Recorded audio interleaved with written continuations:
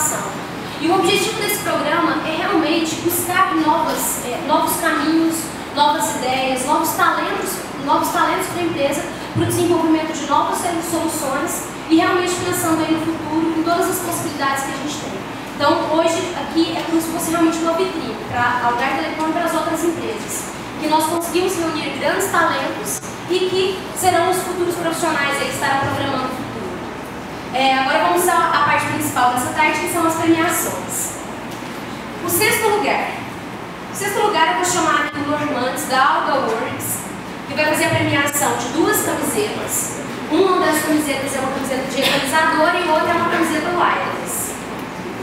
O ganhador do sexto lugar, ele resolveu 4 questões.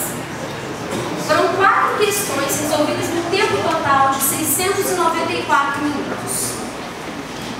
Esse ganhador é o Arthur Pires.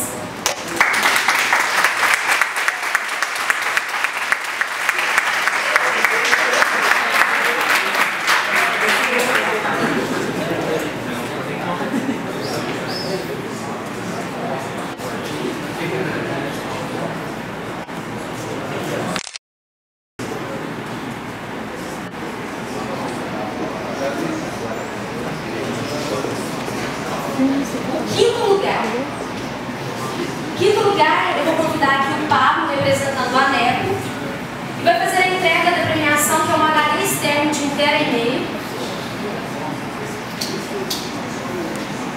O quinto lugar, ele resolveu 4 questões, um tempo total de 691 minutos. Convido aqui à frente o Alex Vaz para receber essa premiação.